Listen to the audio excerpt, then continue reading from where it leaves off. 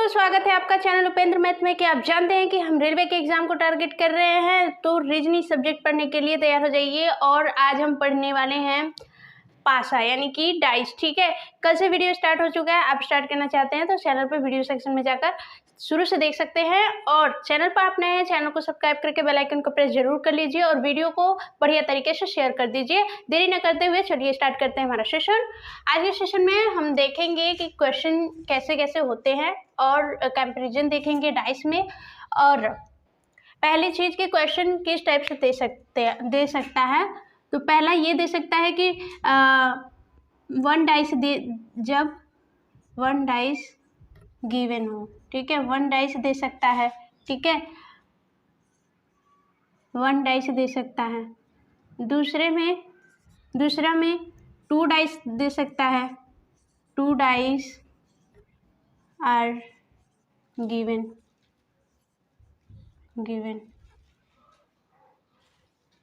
One dice is given. ठीक, तीसरा में मोर देन टू डाइस दे सकता है। More than two dice are given. जैसे वो 3 हो गया, 4 हो गया, 5 हो गया। ठीक है, चौथा में ओपन डाइस दे सकता है। ओपन डाइस, खुला पासा। ठीक है, खुला पासा। अब आगे देखें तो डाइस का हम तुलना करेंगे। ठीक है, डाइस का तुलना करेंगे किसमें जो ओपन डाइस, वो क्या कहते हैं, कल हमने पढ़ा था मानक पासा और साधारण पासा, यानी कि स्टैंडर्ड डाइस और नॉन स्टैंडर्ड डाइस, दोनों में हम कंपैरिजन करेंगे। ठीक है, तो ये हो गया। अब इसको मिटा देते हैं।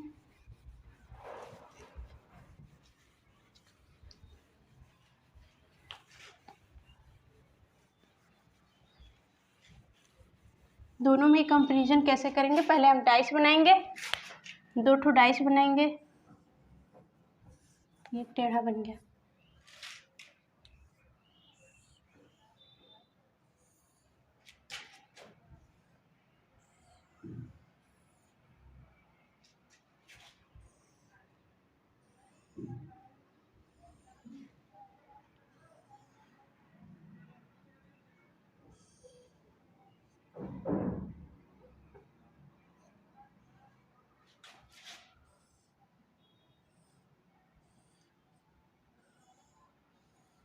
ठीक है, अब इसको काउंटिंग कर देंगे। 1 2 3 को 4 5 6। ठीक है, नहीं इसको कर देंगे यहाँ 1 1। ठीक है, ये कौन सा डाइस है, स्टैंडर्ड डाइस। Standard dice. ये non standard dice. Non standard dice यानी कि साधारण पासा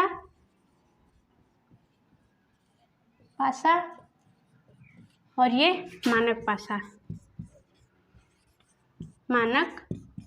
पासा। दोनों में अंतर क्या होता है, इसमें क्या होता है कि सामने जो लगातार फेसेस हैं उनका सम 7 नहीं होगा। यानी कि देख लेते हैं, 1 + 2 करेंगे नॉट इक्वल टू 7। यानी कि जो लगातार फेसेस हैं, सामने दिख रहे लगातार फेसेस हैं, उनका सम 7 नहीं होगा। बट 2 ऑपोजिट फेसेस का सम 7 होगा। ठीक है, 2 ऑपोजिट फेसेस का सम 7 होगा। ठीक, तो जैसे देख लेते हैं, 1 के ऑपोजिट क्या होगा, 6 होगा। जब इसमें 2 ऑपोजिट फेसेस का सम 7 होगा तो 1 के ऑपोजिट क्या हो जाएगा, 6 हो जाएगा। ठीक है, अब इसमें देखेंगे, इसमें क्या होता है कि जो सामने दिख रहे फेसेस हैं उनका सम 7 होगा। जैसे 6 + 1 कर दें, 6 + 1 कर देंगे, कितना आ जाएगा, 7। ठीक है, इतना समझ में आ गया। अब आगे देखेंगे क्या क्या दे सकता है, क्वेश्चन में क्या क्या दे सकता है। ज़रूरी नहीं कि आपको कंपैरिजन करने के लिए, यानी कि तुलना करने के लिए, ये क्या था, हमारा तुलना था, दोनों के बीच तुलना था। ठीक है, तुलना यानी कि कंपैरिजन कंपैरिजन कंपैरिजन था, ठीक है।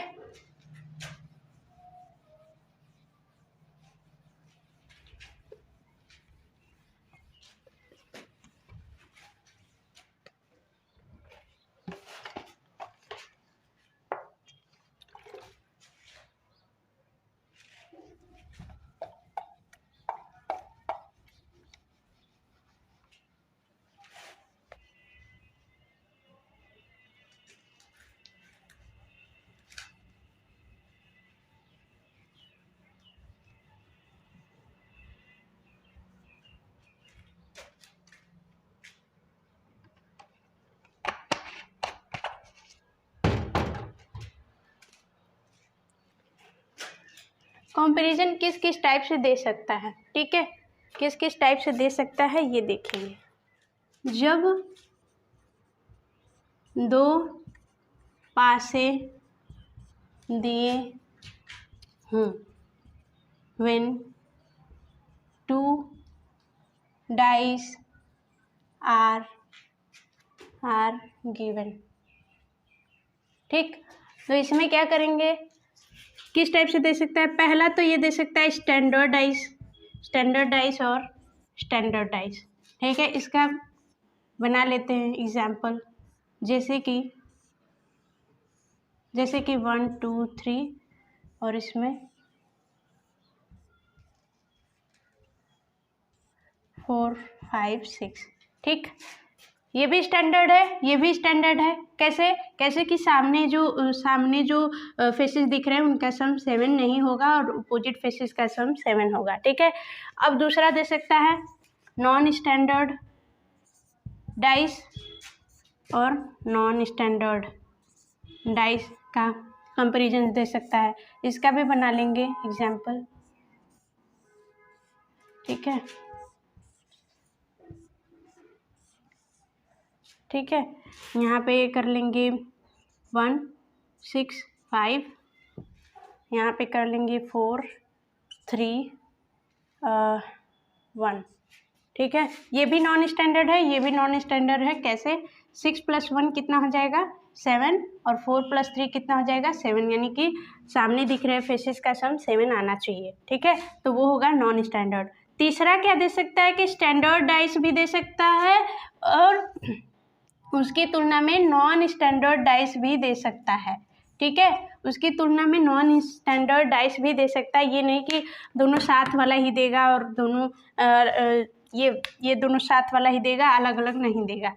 जैसे कि इसका एग्जांपल देख लेते हैं,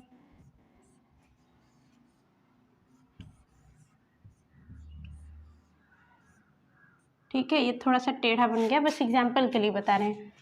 ये हो गया 1 2 3, ये हो गया आपका 3 4 और 5, ठीक है। तो ये 7 आ जाएगा, ये 7 नहीं आएगा, यानी कि ये स्टैंडर्ड है, ये नॉन स्टैंडर्ड है, ठीक है।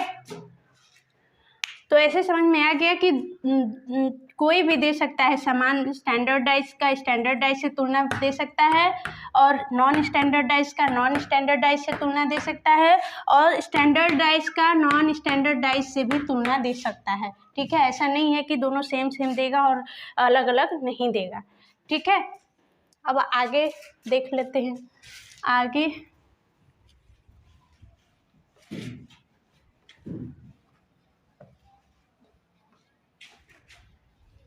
बहुत ही अच्छा क्वेश्चन करने वाले हैं हम, जिससे समझ में आ जाएगा कि कैसे क्वेश्चन घुमावदार होता है लेकिन कितना इजी होता है करना, ठीक है।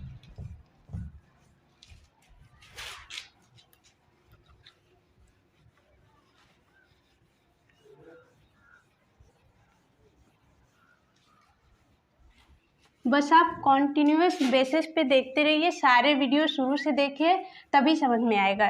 बीच में देखेंगे तो नहीं समझ में आ पाएगा। बस एक ही रिक्वेस्ट है कि शुरू से वीडियो देखिए। जो भी टॉपिक स्टार्ट हो रहा है, चाहे वो फिगर काउंटिंग हो, चाहे वो डाइस हो, तो उसे आप स्टार्टिंग से देखिए, बीच में से नहीं। स्टार्टिंग से देखेंगे तो बेस भी कंप्लीट होगा।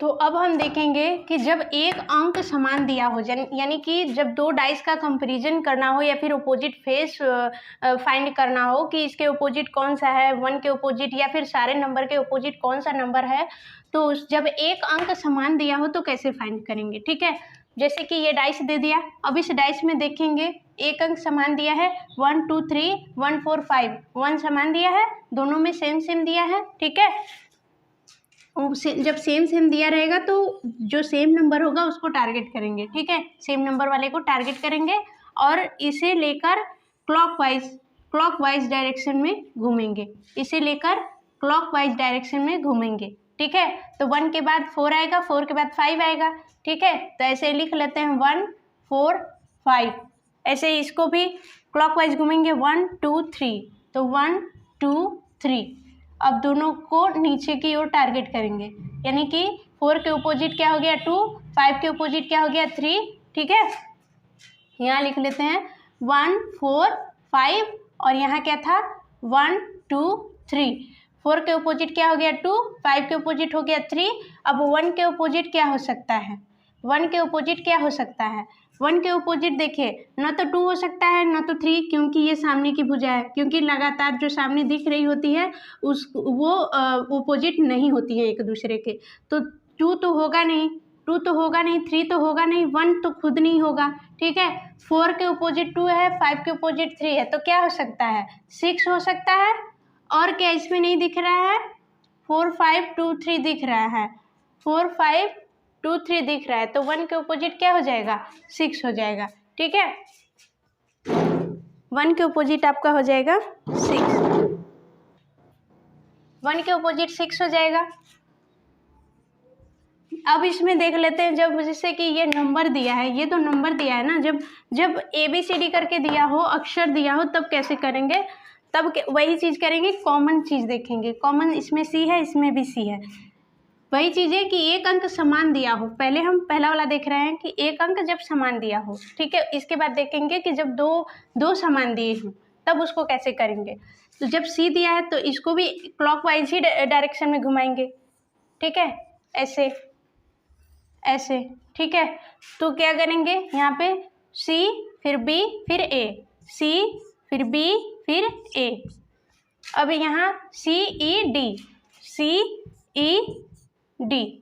ठीक है, पूछ दिया, मान लीजिए कि पूछ दिया कि आपका A के ओपोजिट कौन सा नंबर आएगा, A के ओपोजिट कौन सा, मान लीजिए कि यहाँ पूछ दिया A के ओपोजिट, तो A के ओपोजिट क्या आया है, क्या आया है D आया है। ठीक है, और B के ओपोजिट पूछ दिया तो C आया है, और B के ओपोजिट E आया है, और C के ओपोजिट पूछ दिया तो C के ओपोजिट क्या आएगा, C के ओपोजिट न तो B आएगा न तो A आएगा। ठीक है, न तो B आएगा न तो A आएगा, और E और D तो दोनों B और A के ओपोजिट है, तो C के ओपोजिट आएगा क्या, F आएगा। ठीक है, क्या आएगा, F आएगा। अब अगले पे चलते हैं। अब ये क्वेश्चन मान लीजिए दे दिया है आपको और फाइंड करना है, ये मान लीजिए क्वेश्चन दे दिया है, फाइंड करना है। ठीक है, फाइंड क्या करना है, find the opposite number of 2। ठीक है, find the opposite number of 2, 2 के अपोजिट नंबर फाइंड करना है। पहले ये देखेंगे कि ये स्टैंडर्ड है कि नॉन स्टैंडर्ड। ठीक है, तो यहाँ देख लेंगे 1 + 2 7 हो रहा है, नहीं, 2 + 3 7 हो रहा है, नहीं, 3 + 1 7 हो रहा है, नहीं, यानी कि ये कौन सा हो गया, स्टैंडर्ड डाइस। ठीक है, अब इसमें देखेंगे 1 + 6 7 आ गया, तो 7 आ गया तो नॉन स्टैंडर्ड डाइस। ठीक है, जब सामने जो लगातार यानी कि दिख रही जो फेसेस हैं, इनका कोई का योग 7 आ जाएगा तो ये क्या हो जाएगा, नॉन स्टैंडर्ड डाइस हो जाएगा। ठीक, तो अब फाइंड करेंगे अपोजिट नंबर ऑफ 2। अभी हमने देखा कि जब कोई 1 नंबर कॉमन हो, यानी कि एक अंक समान हो, तो क्या करेंगे, उसको टारगेट करेंगे और फिर क्लॉकवाइज घूमेंगे। ठीक है, क्लॉकवाइज घूमेंगे तो नीचे क्या लिखेंगे, 1 फिर 2 फिर 3, फिर ऐसे ही 1 6 5 1 6 5। ठीक है, तो 2 के अपोजिट क्या आ गया, 6 आ गया। 3 के अपोजिट 5 आ गया और 2 के अपोजिट ही पूछा है तो 2 के अपोजिट आ गया 6। अगर हम 1 के अपोजिट निकालेंगे तो 1 के अपोजिट देखिए 2 टाइप से भी निकाल सकते हैं। देखिए 1 के अपोजिट 2 नहीं आ सकता है, ठीक है, 1 के अपोजिट 2 नहीं आ सकता है, 3 भी नहीं आ सकता है, ठीक। 1 के अपोजिट 2 भी नहीं आ सकता है, 3 भी नहीं आ सकता है, तो 1 के अपोजिट आएगा क्या, ठीक है। 1 के अपोजिट क्या आ सकता है आपका, 1 के अपोजिट आ जाएगा 4। हमने एक नंबर का तो देख लिया कि जब 1 नंबर कॉमन हो, ठीक है, 1 नंबर जब कॉमन होगा तो क्या करेंगे। अब 2 नंबर जब कॉमन होगा तो कैसे फाइंड करेंगे, तो इसका भी फाइंड करने का तरीका इजी है, बस थोड़ा सा ध्यान देना होगा। अब देखेंगे कि जब 2 नंबर कॉमन होंगे तो 2 नंबर को क्या करेंगे, कट कर देंगे, ठीक है, इसको भी कट कर देंगे, ठीक है। अब बचा क्या, जो डिफरेंट वाला है, डिफरेंट वाला यानी कि 2 हो गया, आपका 2 हो गया, 2 के अपोजिट क्या आ जाएगा, 4 आ जाएगा। बचा क्या, 1 और 3, ठीक है। अब 1 और 3 के अपोजिट फाइंड करना है, तो 1 के अपोजिट देखेंगे कि न तो 2 आएगा न तो 3 आएगा, ठीक है। 1 के अपोजिट न तो 2 आएगा न तो 3 आएगा, कैसे कैसे, क्योंकि ये स्टैंडर्डाइज है और सामने की जो स्टैंडर्डाइज या नॉन स्टैंडर्डाइज हो या ना हो, सामने के जो फेसेस हैं, सामने की जो फेसेस हैं वो 7 तो नहीं होंगी स्टैंडर्डाइज में, ठीक है। स्टैंडर्डाइज में सामने की जो फेसेस हैं 7 तो नहीं होंगी, और जो सामने की फेसेस है अपोजिट नहीं होंगी, चाहे दोनों भी डाइस हो, दोनों ही डाइस हो, सामने की फेसेस अपोजिट कैसे हो सकती हैं, जो सामने ही दिख रही हैं। अपोजिट तो ये होगा, इसके अपोजिट ये, इसके अपोजिट नीचे का, ऐसे होगा ना। तो ये जो 1 के अपोजिट ये दोनों तो नहीं हो सकते, ठीक है। तो बचा क्या, बचा क्या, 1 के अपोजिट ये दोनों भी नहीं हो सकते, न तो 4 हो सकता है, न तो 3 हो सकता है, न तो 2 हो सकता है। बचा क्या आपका, बचेगा क्या, 6 बचेगा और 5 बचेगा। वैसे ही 3 के अपोजिट भी 6 बचेगा और 5 बचेगा। इन दोनों में से कोई भी हो सकता है, कंफर्म नहीं कर सकते, ये डिपेंड करेगा आपका ऑप्शंस पे, ठीक है, कि ऑप्शन दिया क्या है। ऑप्शन अगर बस 6 दिया है तो हम 6 टिक करेंगे, बस 5 दिया है तो 5 टिक करेंगे, और करके दिया है 6 और 5 तो टिक करेंगे, ठीक है। तो ऑप्शन पे डिपेंड करेगा। क्वेश्चन भी देख लेते हैं कि क्वेश्चन कैसे देगा, ठीक है। ये तो हो गया, मान लीजिए कि ये क्वेश्चन दिया हुआ है, ठीक है, find the opposite number of 1, ठीक है। कुछ नंबर हम यहाँ के मिटा देंगे।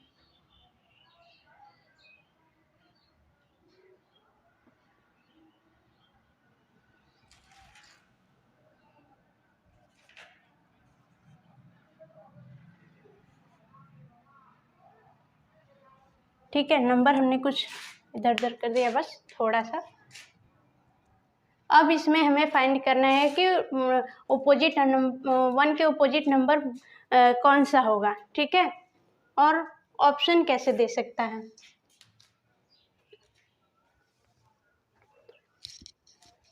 मान लीजिए कि आपको ऑप्शन दे दिया है A, B, 3,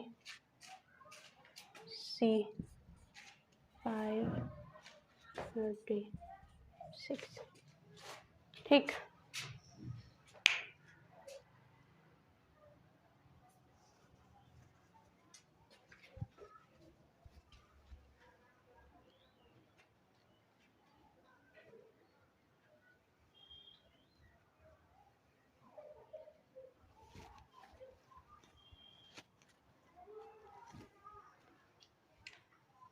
एक ठो और ऑप्शन लिख लेते हैं, क्योंकि यहाँ ऑप्शन इम्पोर्टेंट है।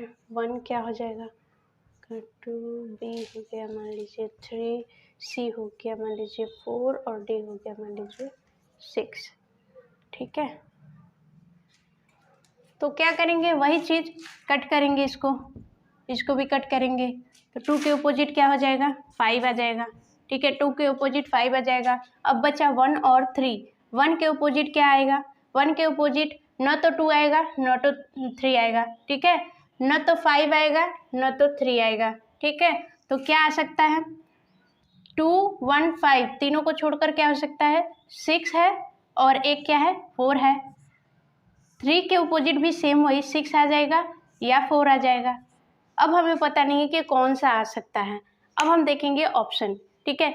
ऐसे भी देख सकते हैं, ये कौन सी डाइस है, स्टैंडर्ड डाइस है, स्टैंडर्ड डाइस है ना। स्टैंडर्ड डाइस में क्या होगा, सामने जो फेसेस होंगी उनका सम 7 नहीं होगा, ठीक है, सामने जो फेसेस होंगी उनका सम 7 नहीं होगा। तो हम यहाँ से देख सकते हैं कि ओपोजिट फेसेस 7 आ रही हैं, ओपोजिट फेसेस इसमें क्या होंगे 7 होंगे।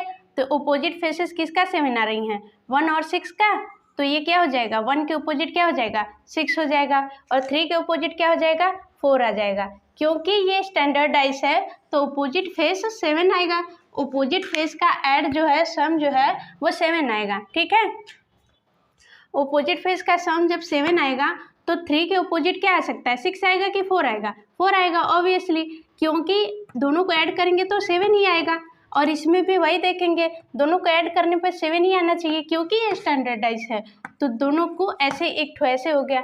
अब दूसरा तरीका क्या है, ऑप्शन दिया है आपके पास, ऑप्शन में हम ये देखेंगे 2 तो होगा नहीं क्योंकि 1 के अपोजिट 2 तो होगा नहीं, ठीक है, क्योंकि सामने दिख रहा है तो 2 नहीं होगा। फिर 3 भी नहीं होगा क्योंकि सामने ही है, 5 भी नहीं होगा क्योंकि सामने ही है। अब बच गया क्या, एक ही ऑप्शन बच गया 6, तो 6 ही होगा, ठीक है। अब इसमें भी देखेंगे 2 नहीं होगा क्योंकि सामने है, 3 भी नहीं होगा क्योंकि सामने ही है और 4 भी नहीं 4 होगा और 4 हो सकता है क्योंकि 1 के अपोजिट पूछा है ना, 1 के अपोजिट, तो ये भी नहीं होगा और क्या हो जाएगा 6 हो जाएगा क्योंकि 1 के अपोजिट होगा। फिर से देख लेते हैं क्या दे दिया हमें, 2 डाइस दे दिया। पहले देखेंगे कि स्टैंडर्ड है कि नॉन स्टैंडर्ड है। हमने देख लिया कि जब ऐड कर रहे हैं सामने की फेसेस को तो 7 नहीं आ रहा है, यानी कि ये स्टैंडर्ड डाइस है, और ये भी वैसे ही सेम ऐड कर रहे हैं तो 7 नहीं आ रहा है, यानी कि स्टैंडर्ड डाइस है, ठीक है। जब दोनों स्टैंडर्ड डाइस है और तो क्या करेंगे, अब ये देख लिए हम कि स्टैंडर्ड डाइस है या नॉन स्टैंडर्ड डाइस है। देखने के बाद अब क्या करेंगे, जब 2 अंक समान हो तो दोनों अंक को कट करेंगे, बाकी जो एक अंक बचता है वो क्या आ जाएगा एक दूसरे के अपोजिट आ जाएगा, ठीक है। बाकी 2 नंबर को लिखेंगे, लिखने के बाद अब देखेंगे कि इनके अपोजिट क्या आ सकता है, क्या क्या आ सकता है। सामने के जो नंबर दिख रहे हैं वो तो नहीं होंगे क्योंकि सामने के फेसेस अपोजिट नहीं होते, ठीक। तो हमने सामने के फेसेस को सबको अवॉइड करने के बाद कौन कौन सा नंबर बच रहा है, 5 भी है, 1 भी है, 3 भी है, 2 भी है। इनके अलावा क्या बचेगा 4 और 6 बच रहा है। तो 4 और 6 हमने दोनों को लिख लिया कि दोनों हो सकते हैं, ये हमने मान लिया कि दोनों में से कोई एक हो सकता है, ठीक है। तो ये स्टैंडर्ड डाइस है इसलिए ओपोजिट का ऐड 7 होना चाहिए। तो हमने देखा कि ओपोजिट का ऐड 7 किसका आ रहा है, इसका आ रहा है। 3 के ओपोजिट 4 हो सकता है, 1 के ओपोजिट 6 हो सकता है। चूंकि हमें फाइंड करना है कि 1 के ओपोजिट क्या है तो 1 के ओपोजिट हमने 6 फाइंड कर लिया, ठीक है। ऑप्शन से कैसे देखेंगे, ऑप्शन में 2 3 5 6 दिया हुआ है तो 2 तो ओपोजिट होगा नहीं क्योंकि वो सामने दिख रहा है, 3 भी ओपोजिट नहीं होगा क्योंकि वो भी सामने है, 5 भी नहीं होगा क्योंकि वो भी सामने है। तो बचा क्या, ऑप्शन नंबर 6 बचा, ठीक है, लास्ट वाला, ठीक। अब इसी तरीके से ये भी ऑप्शन दे दिया है, मान लीजिए यहाँ 5 था यहाँ 4 कर दिया है, तो इसको कैसे करेंगे, ओपोजिट पूछा है 1 की, ठीक है, 1 के ओपोजिट पूछा है तो 4 तो हमने हम यहाँ कंफ्यूज हो गए थे, 3 के ओपोजिट कर रहे थे, लेकिन क्वेश्चन में पूछा क्या है 1 के ओपोजिट पूछा है तो 1 के ओपोजिट क्या होगा 6 होगा क्योंकि ये तो सामने ही हुए, ठीक है। ऐसे भी देख सकते हैं ये सामने नहीं भी है तो इसका जो ओपोजिट होता है ओपोजिट का ऐड 7 होना चाहिए, तो 6 + 1 का ओपोजिट क्या हो जाएगा 7 हो जाएगा। इससे क्या होगा हमारा क्वेश्चन राइट हो गया, ठीक है। ऑप्शन नंबर डी दोनों का सही है।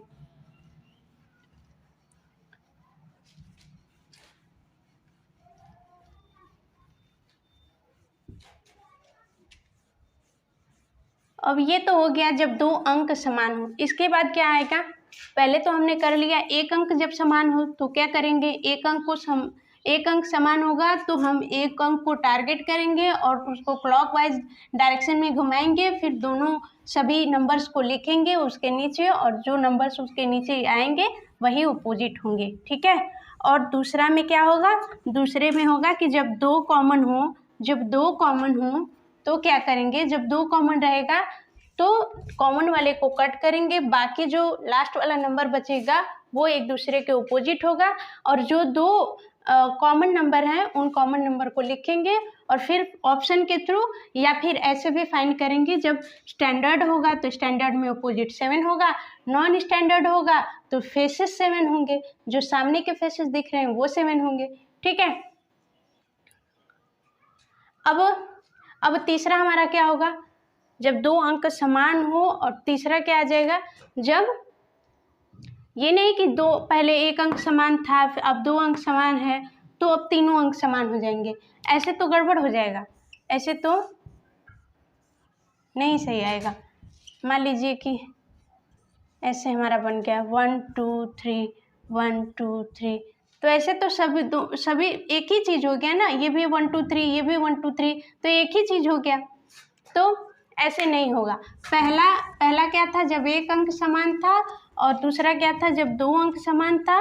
तीसरा क्या होगा, जब एक भी समान न हो, क्या होगा, जब एक भी समान न हो, ठीक है। इसको करेंगे कल, तीसरे वाले टॉपिक को करेंगे कल, जब एक भी नंबर समान नहीं होंगे। बहुत मज़ा आने वाला है, कल का वीडियो ज़रूर देखिएगा, और इस वीडियो को देखने के बाद कमेंट करके ज़रूर बताइएगा कि आपको वीडियो कैसा लगा है। लाइक करिए, शेयर करिए। Bye bye, take care and thanks for watching.